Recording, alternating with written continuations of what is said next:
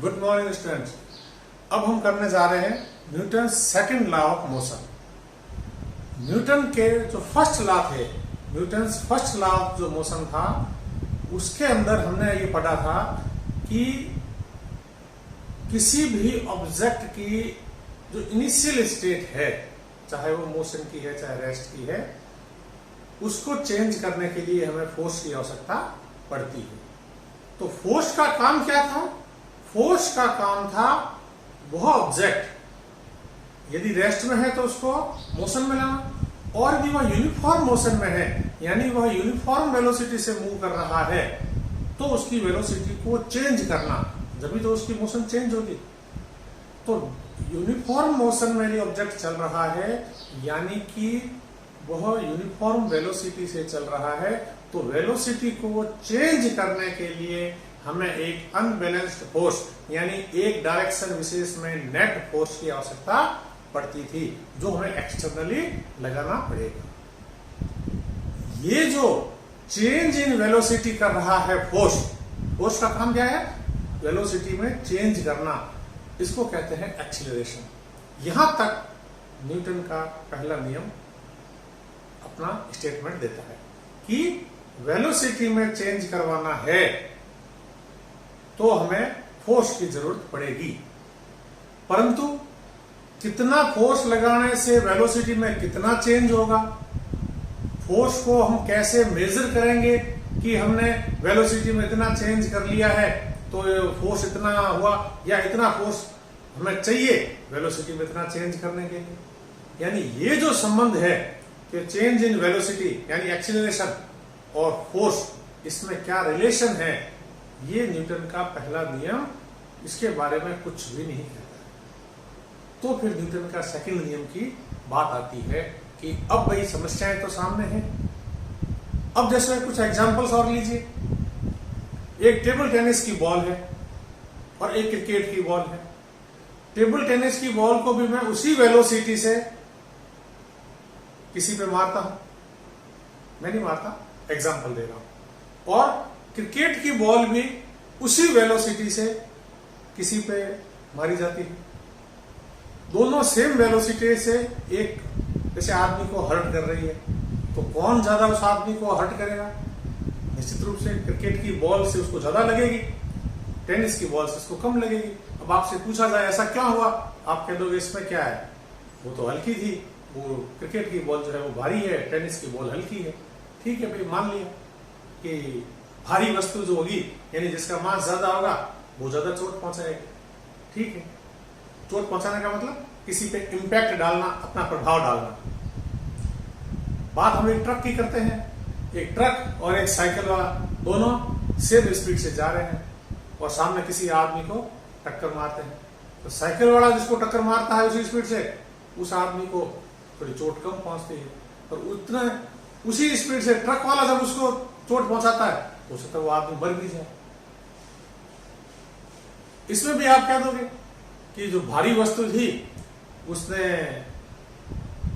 जो है ज्यादा चोट पहुंचा दी, हल्की वस्तु ने कम चोट पहुंचा दी। ठीक है, मान लेते हैं। फिर बात आती है एक बंदूक की गोली, बहुत छोटी सी होती है, बहुत हल्की होती है, परंतु वो इतना किसी पे इंपैक्ट डाल देती है कि सामने वाला मर ही जाता है। अब ये तो हल्की है, भारी भी नहीं, तो फिर आप क्या कहोगे? यानी कि अब बंदूक की गोली के साथ क्या हो रहा है, उसकी वेलोसिटी बहुत ज्यादा है, मास कम है पर वेलोसिटी बहुत ज्यादा है। यानी किसी पर भी यदि फोर्स लगाने के कारण कुछ इंपैक्ट हो रहा है तो वो जो इंपैक्ट हो रहा है वो किस पे डिपेंड करता है? वो केवल मास या केवल वेलोसिटी पे नहीं, वो मास पे भी डिपेंड करता है और वेलोसिटी पे भी डिपेंड करता है। जो इंपैक्ट है वो मास और वेलोसिटी दोनों के कारण हो रहा है। तब न्यूटन ने सेकंड लॉ ऑफ मोशन के अंदर एक टर्म दी नई। फर्स्ट लॉ में तो उसने दो टर्म दी थी, इनर्शिया और फोर्स। ये दो टर्म, उस पर उनका फोकस ज्यादा था। अब सेकंड लॉ के अंदर फोर्स कैलकुलेट कैसे करना है वो तो है, परंतु एक नई टर्म दी है, मोमेंटम। मोमेंटम जो क्या है इसके बारे में अब हम डिटेल में पढ़ते हैं। परंतु वेलोसिटी और मास ये किस तरीके से किसी पे इंपैक्ट डालते हैं, इनका आपस में क्या संबंध है, किसी फोर्स के कारण कैसे वेलोसिटी चेंज होती है, उसमें उसके मास का क्या रोल है, ये सारी स्टडी पढ़ते हैं हम मोमेंटम। तो मोमेंटम क्या है? मोमेंटम है किसी भी मास का मोशन, यानी कोई भी मास यदि मोशन कर रहा है तो उसके अंदर टोटल मोशन कितनी इकट्ठी हो गई है, वो चीज मोमेंटम है। मोमेंटम शब्द का हुआ आप लोग अपने फील्ड स्पोर्ट्स में तो बहुत ज्यादा यूज करते हो। उस बच्चे ने मोमेंटम बना लिया है अपना। आप लोग पढ़ते हो जब भी कहते हो कि अब मेरा पढ़ाई का मोमेंटम बन गया है, इस तरह के शब्द हम काम में लेते हैं। यानी कि जो ऑब्जेक्ट है, जो मास है, उस मास ने कितनी मोशन इकट्ठी कर ली है, या mass in motion is known as momentum. Momentum relates object mass and velocity, यानी कि ऑब्जेक्ट का मास और उसकी वेलोसिटी, इनको कैसे रिलेट किया जाए, ये बात हमें मोमेंटम बताता है। अब बात आती है कि दो term I, mass and velocity, दोनों आपके सुनी हुई है, परंतु एक बार मैं हल्का सा रिवाइज करके आपको वापस बता दूं कि वेलोसिटी क्या होती थी? वेलोसिटी होती थी change in displacement per unit time, या विद रिस्पेक्ट टू टाइम, यानी एक यूनिट टाइम में डिस्प्लेसमेंट में कितना चेंज हुआ, वो होती थी वेलोसिटी, और उसको मेजर किया जाता था मीटर पर सेकंड में। अब बात आती है कि मास किसे कहते हैं? मास तो हम सब लोग जानते हैं, मास मीन्स ऑब्जेक्ट का मास। कुछ लोग इसको वेट बोल देते हैं, वो गलत है। वेट और मास दोनों अलग अलग टर्म है। मैं कहता हूं कि मेरा वेट 60 केजी है, इसका मतलब ये नहीं कि मेरा मास 60 केजी है, दोनों में अंतर है। तो मास क्या है? मास है amount of matter in any given object, यानी किसी भी ऑब्जेक्ट का उसके अंदर टोटल कितना मैटर है, वो उसका मास है। कैसे? मास एक्चुअली दो प्रॉपर्टी रखता है। नंबर 1, एक तो उसकी क्वालिटी और एक उसकी क्वांटिटी। क्वालिटी के रूप में जब किसी ऑब्जेक्ट की वेलोसिटी को चेंज की जाती है, उसकी स्टेट ऑफ मोशन को चेंज किया जाता है, तो वह रेजिस्ट करता है। और ये उसका प्रॉपर्टी हमने पढ़ा था कि इनर्शिया कहलाता है, यानी मास में इनर्शिया का गुण होता है। इनर्शियल प्रॉपर्टी जो है वो मास के अंदर होती है। मास और इनर्शिया आपस में डायरेक्टली प्रोपोर्शनल होते हैं। और दूसरा है क्वांटिटी के रूप में। अब किसी ऑब्जेक्ट ने चेंज इन वेलोसिटी के लिए कितना रेजिस्ट किया, रेजिस्ट करने की प्रॉपर्टी अलग बात है, और मेजरमेंट करना हो कि कितना रेजिस्ट किया, हमें मेजर करके बताओ, तो वो मेजरमेंट जो है, वो जो मेजर करना है क्वांटिटी के रूप में, वो हम मास के रूप में रिप्रेजेंट करते हैं। क्वांटिटी के रूप में मेजर करते हैं हम वो किलोग्राम में। मास का यूनिट होता है किलोग्राम, और mass is directly proportional to होता है इनर्शिया। परंतु बच्चों एक बात और ध्यान रखना, मास जो है यूनिवर्स में कहीं पर भी चले जाओ हमेशा कांस्टेंट होता है, वो लोकेशन के आधार पर चेंज नहीं होता है। जितना मास अर्थ पे है उतना ही मून पे है, उतना ही कहीं और चले जाओ वहां पे है। परंतु जो मैं कहता हूं कि मेरा वेट यहां पे 60 केजी है, तो वो मून पे जाके 60 केजी नहीं रहेगा, क्योंकि वेट जो होता है वो होता है कि आपको, यानी ऑब्जेक्ट को ग्रेविटेशनल फोर्स, कितना ग्रेविटेशनल फोर्स के द्वारा पुल किया जाता है। एक ऑब्जेक्ट के ऊपर ग्रेविटेशनल फोर्स लगता है, डिटेल में हम नेक्स्ट चैप्टर में इसको पढ़ेंगे। तो जो ग्रेविटेशनल पुल उसको लगता है, उस पुल को, यानी कि वेट जो है एक तरीके से फोर्स है जो ऑब्जेक्ट पे लगता है ग्रेविटी के द्वारा। ग्रेविटी किसी ऑब्जेक्ट पे कितना फोर्स लगा के उसको पुल करती है, वो फोर्स मेजरमेंट है किसका? वो फोर्स जो है वो वेट है। यानी वेट इज फोर्स और मेजर इन न्यूटन। तो वेट का मेजरमेंट किया जाता है न्यूटन में, और मास का मेजरमेंट किया जाता है किलोग्राम में। तो बात आती है कि इसमें अंतर कितना होता है कि हमारा मास अर्थ पे 1 केजी है, तो वेट होगा 9.8 न्यूटन। कहीं कहीं जगह 9.8 की जगह 10 लिखा मिलता है, तो इसका मतलब 10 न्यूटन। यानी यदि 1 kg का मास है तो अर्थ पे उसका जो है वेट होगा 10 kg। तो मास और वेट में अंतर है, परंतु जो हम अभी पढ़ने जा रहे हैं मोमेंटम, तो मोमेंटम जो रिलेशन देता है वो मास एंड वेलोसिटी में देता है, उसको वेट से मत जोड़ना। वेट अलग चीज है, वेट फोर्स से अलग है, और मास जो उसका अमाउंट है मैटर का, और वेलोसिटी जो कि change in displacement per unit time है। तो हम देखते हैं कि मोमेंटम को हम रिप्रेजेंट करते हैं स्मॉल पी से। मोमेंटम को रिप्रेजेंट करते हैं small P. Small P is directly proportional to mass of the object. जिस ऑब्जेक्ट का मास जितना ज्यादा होगा उसका मोमेंटम उतना ही ज्यादा होगा। ऑब्जेक्ट ज्यादा हैवियर है तो उसका मोमेंटम ज्यादा है, उसके अंदर मोशन ज्यादा स्टोर होगी, और यदि ऑब्जेक्ट थोड़ा लाइटर है तो उसका मोमेंटम कम होगा। दूसरा है कि momentum is directly proportional to velocity of the object. एक ऑब्जेक्ट यदि फास्ट जा रहा है तो उसके अंदर मोशन ज्यादा है, उसके अंदर जो है quantity of motion of a moving body, किसी मूविंग बॉडी की जो क्वांटिटी ऑफ मोशन है या मास इन जो मोशन है, या यूं कह लीजिए मोमेंटम जो है वो ज्यादा होगा। इन दोनों को जब हम मिला लेते हैं तो बन जाता है P is equal to mv। यदि साइन ऑफ प्रोपोर्शनलिटी को जब हम हटाते हैं तो हमें लगाना पड़ता है कोई कांस्टेंट ऑफ प्रोपोर्शनलिटी, वो हमने लगा दिया kmv, या हम k का मान ले लेते हैं 1, तो P is equal to mv। ये है आपके मोमेंटम का formula. Momentum P is equal to mass multiplied by velocity.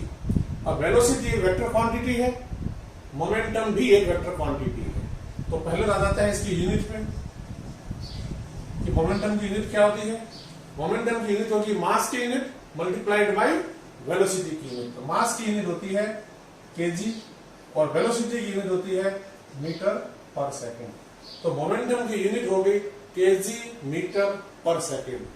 और मोमेंटम की डायरेक्शन, मोमेंटम एक वेक्टर क्वांटिटी है, मोमेंटम एक वेक्टर क्वांटिटी है, और इसकी डायरेक्शन भी कौन सी होगी, वो डायरेक्शन ऑफ वेलोसिटी की होगी। जिस दिशा में ऑब्जेक्ट की वेलोसिटी है उसी दिशा में मोमेंटम की भी डायरेक्शन होगी। तो इस तरीके से हमने पाया कि मोमेंटम जो है वो m और v के मल्टीप्लिकेशन के बराबर होता है।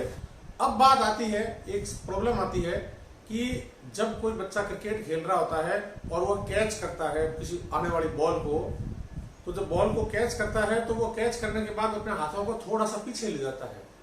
वो क्यों लेके जाता है? एक बॉल आ रही है, बॉल का कुछ मास है, कुछ उसकी वेलोसिटी है। अब वो मास और वेलोसिटी से जब बॉल जो है हाथ में टच होती है तो वो रुक जाती है बॉल, तो उसकी वेलोसिटी कितनी हो जाती है? 0। मास तो वही का वही रहता है पर वेलोसिटी हो जाती है 0। तो उसके मोमेंटम में चेंज हुआ, पहले उसका कुछ मास था और कुछ उसकी वेलोसिटी थी, यानी m इंटू वी। फिर बाद में जब वो टच होता है तो v हो जाता है उसका 0, वेलोसिटी 0 हो जाती है, मास तो वही रहता है, यानी मोमेंटम बाद में हो जाता है 0। यानी मोमेंटम में क्या हुआ? चेंज हुआ। m भी मोमेंटम था हाथ पे टच होने से पहले, और जब वो रुक जाती है तो मोमेंटम हो जाता है 0, यानी चेंज इन मोमेंटम हो गया mv। अभी जो चेंज इन मोमेंटम हुआ है ये हाथ पे जो इंपैक्ट डालेगा, जिस फोर्स से बॉल आ रही है और वो बॉल हाथ पे जो इंपैक्ट डालेगी, हाथ पे जो चोट पहुंचाएगी, हाथ पे जो इफेक्ट डालेगी, हाथ को जो हर्ट करेगी, ये ज्यादा कब करेगी, कम कब करेगी? यदि हाथों को हम बिल्कुल ऐसे ही रखते हैं और बॉल आके इसके ऊपर एकदम से रुक जाती है तो हाथों पे इंपैक्ट ज्यादा रहता है, और जब हम थोड़ा सा हाथों को पीछे कर लेते हैं, यानी जो मोमेंटम में जो चेंज हो रहा है उसका टाइम थोड़ा सा बढ़ा लेते हैं। यदि यहाँ पे मोमेंटम 0 होने वाला था तो हम थोड़ी देर ऐसे कर लेते हैं, तो मोमेंटम जो है थोड़ा समय बाद 0 होता है, यानी चेंज इन मोमेंटम में समय बढ़ जाता है। Rate of change of momentum क्या हो गई? अब थोड़ी कम हो गई, और rate of change of momentum जब कम हुआ तो उसका हाथों पे इंपैक्ट जो है वो भी कम हुआ। तो टर्म आती है इंपैक्ट। क्या होता है? तो इंपैक्ट की डेफिनेशन है आपके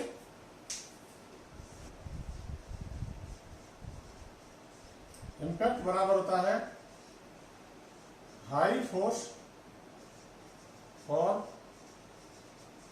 शॉर्ट ड्यूरेशन। इंपैक्ट का होता है high force for short duration. जो इंपैक्ट है वो किस पे डिपेंड करता है? पहले हमने सोचा था कि इंपैक्ट केवल मोमेंटम पे डिपेंड करता है कि भी एम और वी पे। यदि एम ज्यादा है, वी ज्यादा है, तो मोमेंटम ज्यादा हुआ तो उसका इंपैक्ट ज्यादा होगा, और एम और वी कम है तो मोमेंटम कम होगा और इंपैक्ट कम होगा। परंतु हमने क्रिकेट की बॉल को कैच करने वाली चीज देखी कि उसके अंदर यदि हाथ को हम सीधा ऐसे रखते हैं और बॉल एकदम से आकर रुकती है तो इंपैक्ट ज्यादा होता है। वही बॉल उसी वेलोसिटी से आ रही है और हाथ को हम थोड़ा सा पीछे ले जाते हैं, यानी कुछ समय ले लेते हैं, तो इंपैक्ट कम होता है।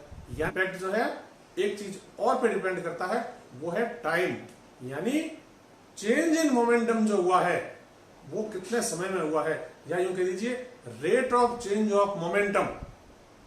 Rate of change of momentum है, ये बताता है कि कितना फोर्स आपके हाथ पे लगेगा, यानी फोर्स के इंपैक्ट का मेजरमेंट जो है rate of change of momentum है।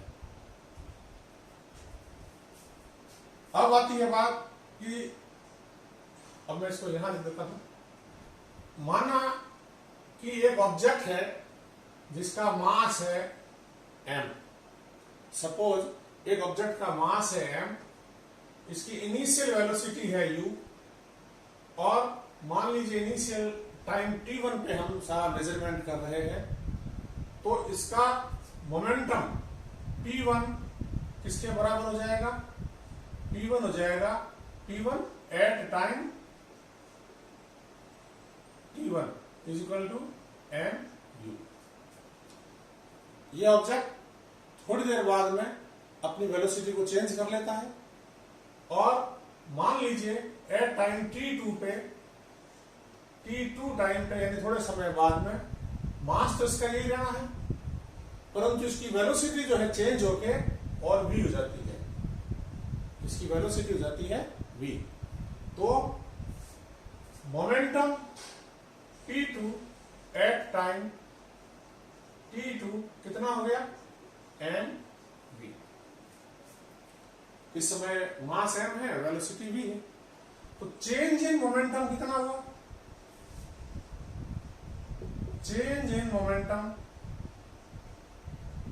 बराबर final momentum minus initial momentum, p2 minus p1। Final momentum कितना है? mv माइनस इनिशियल मोमेंट कितना है? mu। तो कितना हो गया ये? mv minus u। ये क्या आया? चेंज इन मोमेंटम, यानी डेल्टा p। ये जो साइन है मैंने पहले भी बताया था, ये है डेल्टा, इसका मतलब होता है change. Delta p is equal to mv minus u। अब अभी हमने देखा था कि किसी भी फोर्स का जो इंपैक्ट हम पे पड़ना है वो डिपेंड m और v के साथ साथ टाइम पे भी करता है, यानी किस रेट से मोमेंटम चेंज हो रहा है। तो rate of change of momentum, rate of change of momentum क्या हो गया? Rate of change of momentum का मतलब है जो चेंज इन मोमेंटम हुआ है, change in momentum divided by change in time, यानी delta p upon delta t, यानी कि ये p2 minus p1 divided by t2 minus t1। तो change in rate of change of momentum जो हुआ वो हुआ delta p divided by delta t। और अभी हमने बताया कि change rate of change of momentum जो है, rate of change of momentum ये फोर्स के बराबर होती है, कि नेट फोर्स या नेट फोर्स का जो इंपैक्ट हम पे पड़ना है वो कितना होगा? Delta p by delta t, यानी rate of change of momentum. तो rate of change of momentum किसके बराबर हो गया?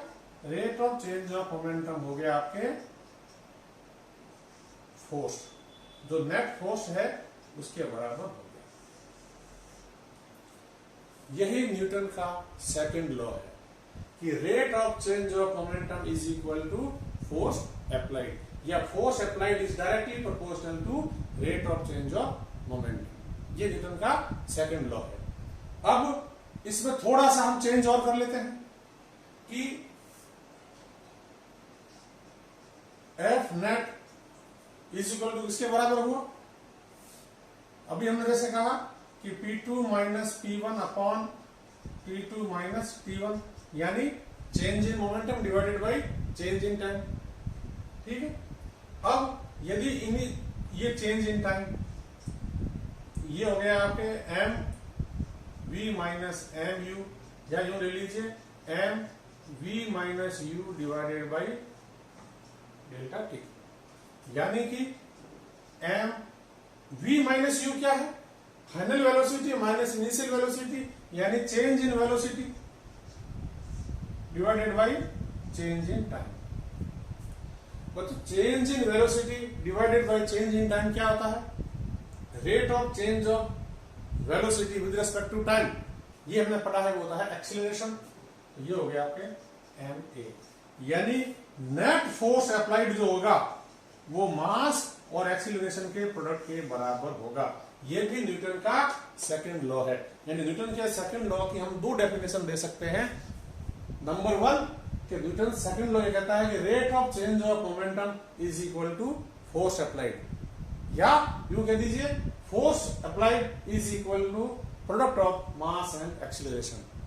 बच्चों ये लिखने में ये सेकंड लॉ की फॉर्मूले दो बहुत छोटे छोटे फॉर्मूले लिखे हैं, परंतु ये बहुत ही इंपॉर्टेंट है और बहुत गहराई से अध्ययन करना पड़ेगा इसको आपको। इसके अंदर आपको सबसे पहली टर्म जो है वो है एफ नेट। एफ नेट का क्या मतलब है, एफ नेट का मतलब है उसके ऊपर जितने भी फोर्सेस लगे हुए हैं उन सबका आपको वेक्टर सम निकालना पड़ेगा, यानी कि सबका एक नेट फोर्स रिजल्टेंट फोर्स निकालना पड़ेगा। ये चीज आपको पूरी मालूम होनी चाहिए कि रिजल्टेंट फोर्स कैसे निकालता है। वो मैंने आपको पहले बताया था कि एक डायरेक्शन के जितने फोर्स है उनको जोड़ लो, दूसरी डायरेक्शन वालों को अलग जोड़ लो और फिर दोनों को आपस में घटा लो। जिस साइड में लार्जर फोर्स होगा वही उसकी डायरेक्शन होगी, और मैग्नीट्यूड जो है दोनों को घटाने के सब्ट्रैक्ट करने के बाद जो आएगा वो उसका मैग्नीट्यूड होगा। एक तो बात हो गई है कि एफ नेट आपको निकालना आना चाहिए।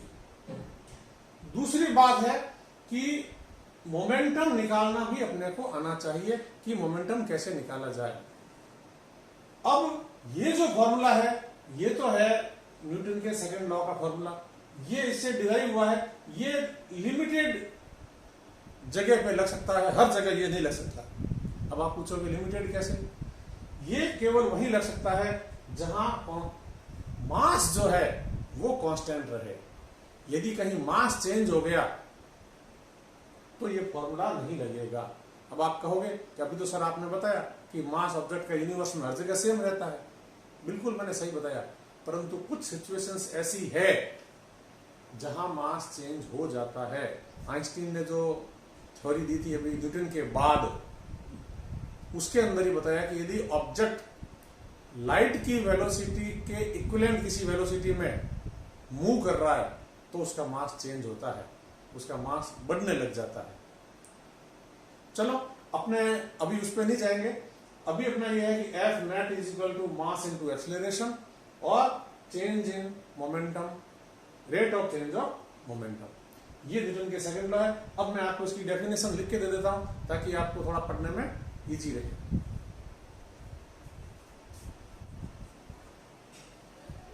न्यूटन का सेकंड लॉ कहता है द चेंज इन मोशन। अब बच्चों ये चेंज इन मोशन का मतलब क्या होता है?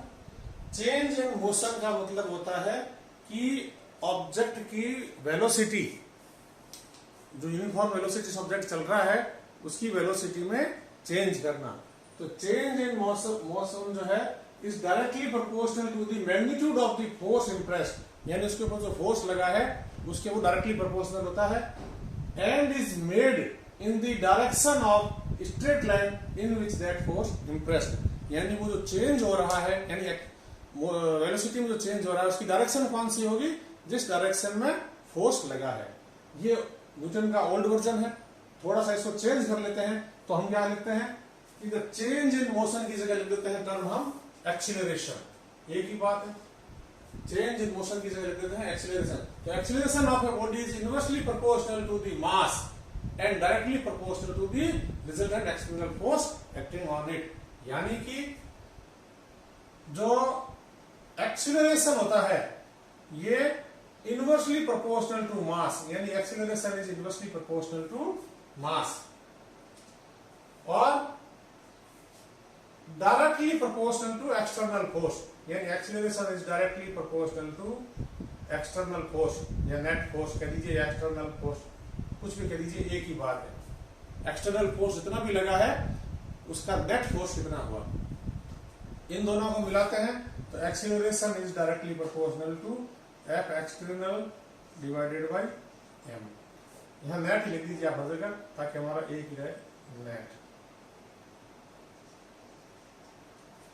A is directly proportional to F net upon M। जब प्रोपोर्शनलिटी का साइन हटाते हैं तो A is equal to K F net upon M। अब हम K का मान 1 ले लेते हैं, A is equal to F net upon M। ये न्यूटन का सेकंड लॉ है। इसको थोड़ा सा आप क्रॉस मल्टीप्लाई कर दीजिए तो F net is equal to M net। ये न्यूटन का सेकंड लॉ है, F net is equal to M net। और यदि आप इसमें A का मान रखते हो तो A होता है V minus U upon T, यानी final velocity minus initial velocity divided by time taken या चेंज इन टाइम जो हुआ है। इसको आप ऐसे लिख सकते हो,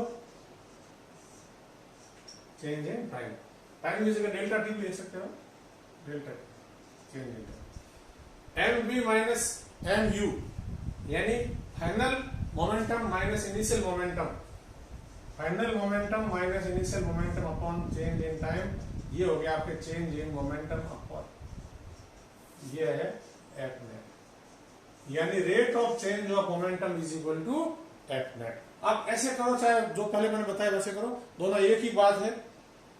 हमको ये पता होना चाहिए कि एफ नेट जो है वो हमें कैसे कैलकुलेट करना है और मोमेंटम हमें कैसे कैलकुलेट करना होता है। इसमें अब एक टर्म आती है कि जो ये फोर्स जो हम काम में ले रहे हैं इसकी यूनिट क्या है, यूनिट होती है न्यूटन। अब एक न्यूटन फोर्स किसके बराबर होता है? जब मैंने फर्स्ट लॉ पढ़ाना शुरू किया था उस समय मैंने कहा था कि न्यूटन, अभी आप याद कर लीजिए कि फोर्स की यूनिट है, परंतु एक न्यूटन किसके बराबर होता है उसकी डेफिनेशन जो है आपको आगे बताएंगे। तो बच्चों देखो कि इस फॉर्मूले से देखो force is equal to M into A होता है। फोर्स बराबर किसके है? फोर्स बराबर मास इंटू एक्सीलरेशन। यूनिट मैंने आपको बता दी इसकी कि फोर्स की यूनिट है न्यूटन। देखो मास मेजर किया जाता है केजी में, एक्सीलरेशन मेजर किया जाता है मीटर पर सेकेंड स्क्वायर, यानी 1 न्यूटन बराबर 1 kg metre per second square. 1 Newton is equal to 1 kg metre per second square. इसका क्या मतलब हुआ? इसका मतलब हुआ कि यदि ऑब्जेक्ट का मास मैं ले लूं 1 केजी और उसका एक्सीलरेशन ले लूं 1 metre per second square, acceleration ले लूं 1 मीटर पर सेकेंड स्क्वायर, तो फोर्स कितना होगा? फोर्स बराबर होगा 1 न्यूटन। क्यों? मास भी 1 रख दिया, एक्सीलरेशन भी 1 रख दिया, 1 मल्टीप्लाई बाय 1 बराबर 1 यानी 1 न्यूटन। यानी 1 न्यूटन फोर्स की डेफिनेशन हो गई कि हम किसी ऑब्जेक्ट में जब कोई फोर्स लगाते हैं तो हम कहते हैं कि उसके ऊपर फोर्स 1 न्यूटन का लगा है यदि उस ऑब्जेक्ट का मास हो 1 केजी और वह 1 मीटर पर सेकेंड स्क्वायर के एक्सीलरेशन से मूव कर रहा हो। यानी एक्सीलरेशन हो 1 मीटर पर सेकेंड स्क्वायर, मास हो 1 केजी, तो उसका पर लगने वाला जो फोर्स होगा वो 1 न्यूटन होगा। तो इस तरीके से बच्चों ये हमने न्यूटन के सेकंड लॉ को स्टडी किया, बहुत ही इंपॉर्टेंट है। न्यूटन का जो फर्स्ट लॉ था उसको हम लॉ ऑफ इनर्शिया भी कह सकते थे या फोर्स लॉ कहते थे, क्योंकि फर्स्ट लॉ के अंदर फोर्स वो कॉज बताया गया था जिसके कारण मोशन में चेंज होता था। परंतु सेकंड लॉ जो है उस कॉज यानी फोर्स किस तरीके से डिपेंड करता है, एक्सीलरेशन को किस तरीके से प्रभावित करता है, चेंज इन मोशन को फोर्स किस तरीके से अफेक्ट करता है, और फोर्स को मेजर करना, ये दोनों चीजें हमने सेकंड लॉ में देखी। और सेकंड लॉ का जो दूसरा नाम है वो वेक्टर लॉ भी कहते हैं। वेक्टर लॉ इसलिए कहते हैं कि फोर्स जितने भी लग रहे हैं उनका हमें एक वेक्टर निकालना, यानी उनका नेट फोर्स निकालना बहुत जरूरी है। नेट फोर्स के आधार पे ही ये सेकंड लॉ बना हुआ है। और फिर मोमेंटम, इसमें नया कॉन्सेप्ट आया था सेकंड लॉ में। अब हम देखते हैं न्यूटन का थर्ड लॉ, परंतु उससे पहले हम एक दो न्यूमेरिकल्स कर लेते हैं ताकि ये चीज और क्लियर हो जाए।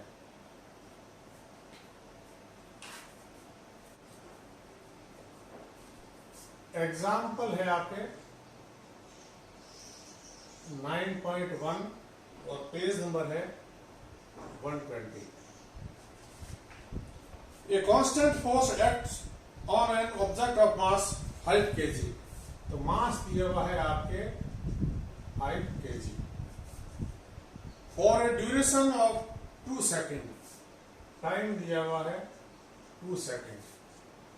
It increases the object velocity from 3 meter per second to 7 meter per second. Initial velocity दी हुई है 3 मीटर पर सेकेंड और फाइनल दी हुई है 7 metre per second. Find the magnitude of the applied force. इसके ऊपर फोर्स कितना लगा है इसका मैग्नीट्यूड निकालना है। हमने अभी देखा था फोर्स क्या होता है, फोर्स इज इक्वल टू, एक फॉर्मूला तो force is equal to ma था, और दूसरा फोर्स क्या था, change in momentum, rate of change of momentum. केवल दो फॉर्मूले हमने देखे थे, और ये सारा का सारा फोर्स जो है नेट फोर्स है। इस चीज को मैं बार बार बता रहा हूं कि ये नेट फोर्स है। अब इसके अंदर देखो एक्सीलरेशन निकालना होता है। एक्सीलरेशन किसके बराबर होता है, एक्सीलरेशन होता है change in velocity v minus you upon change in time, ये एक्सीलरेशन होता है। अब देखो यहाँ पे v दिया हुआ है, u दिया हुआ है, t दिया हुआ है, तो एक्सीलरेशन निकल जाएगा, m दिया हुआ है। तो आपका सीधा सा फॉर्मूला हो गया F net is equal to m का मान 5 इंटू v का मान 7 माइनस 3 डिवाइडेड बाई 2। इसको आप सॉल्व कर लीजिए, कितना आया 5 into 4 upon 2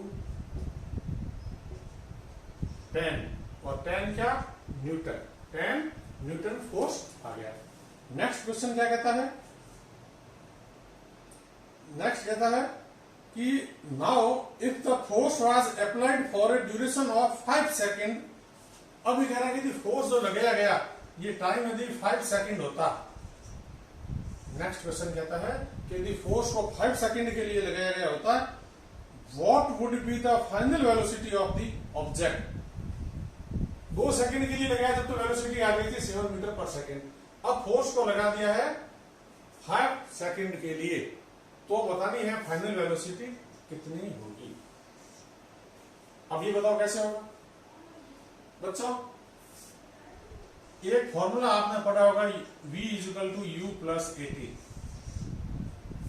v is equal to u plus at formula पढ़ा होगा। उसके अंदर final velocity is equal to initial velocity plus acceleration into time. याद आ रहा है कुछ। इसके अंदर देखो अपने को फाइनल वेलोसिटी निकालनी है। इनिशियल वेलोसिटी का मान दिया हुआ है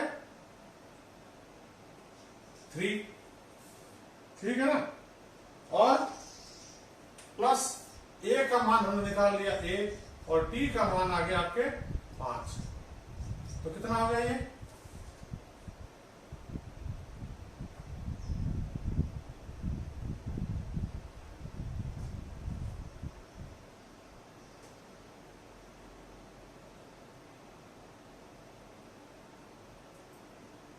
ए का मान नहीं,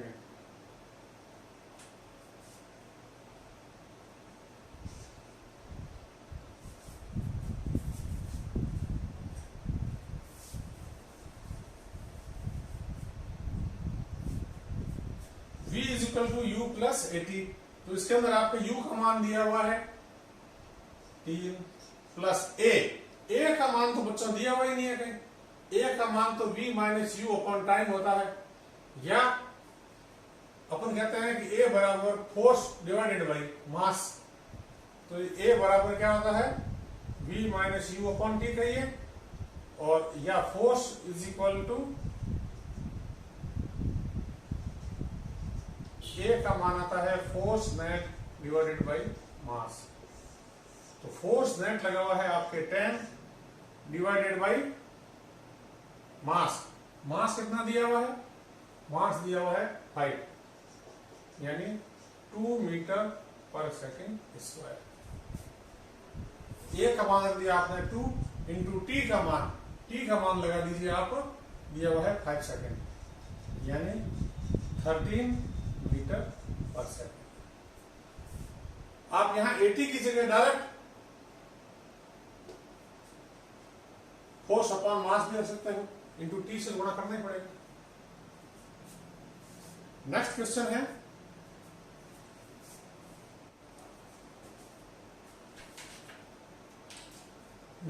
लेते हैं हम एग्जाम्पल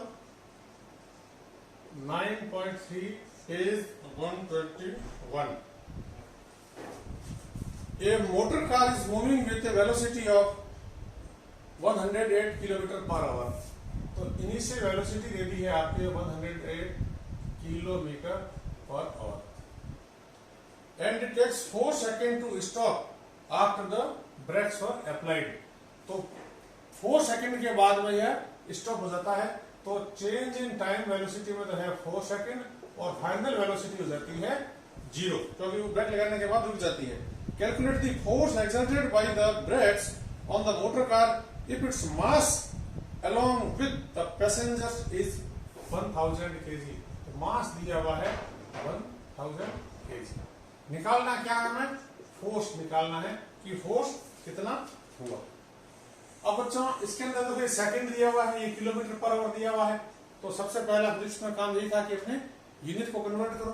तो ये आपका कितना हो गया 108 डिवाइडेड बाई 1000, किलोमीटर की जगह मीटर लिखने के लिए कर दिया, और आवर की जगह सेकंड लिखने के लिए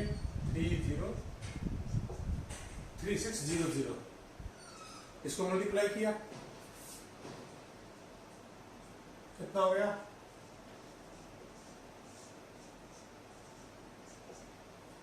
ये कितना हो गया 36 108 3 30 मीटर पर सेकेंड हो गया। अब फोर्स इज इक्वल टू क्या आता है, फोर्स इज इक्वल टू होता है एम पर ए का क्या आता है change in velocity divided by change in time. M का मान कितना दिया हुआ है 1 kg, v का मान final velocity 0 minus initial velocity आ गई आपके 30 divided change in time 4 second. ये कितना हो गया 250 माइनस 30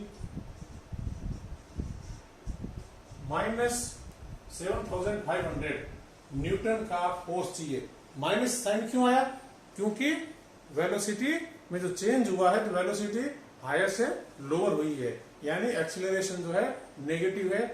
नेगेटिव एक्सीलरेशन इसका मतलब आपको ब्रेक लगा के उसको रोकना पड़ा, रिटार्डेशन का काम हो रहा है। इस तरीके से खूब सारे सवाल है, आप लोग इनको कीजिए। बाद में कभी हम ये टॉपिक और ले लेंगे जिसके अंदर केवल न्यूमेरिकल सवाल ले लेंगे, ठीक है ना। तो इसको कीजिए। सबसे महत्वपूर्ण बात आपके हर क्वेश्चन में जो इस टॉपिक में जो सबसे कॉम्प्लिकेटेड काम बनेगा आपके, अभी तो क्वेश्चंस बड़े सरल सरल है, यदि क्वेश्चंस को थोड़ा कॉम्प्लिकेटेड बना के पेश किया जाए तो सबसे बड़ी बात आती है कि नेट फोर्स कैसे निकाला जाए। नेट फोर्स निकालना सबसे बड़ा काम है। उसके क्वेश्चंस हम कभी लेंगे बाद में, पर अभी Newton's third law of motion लेते हैं।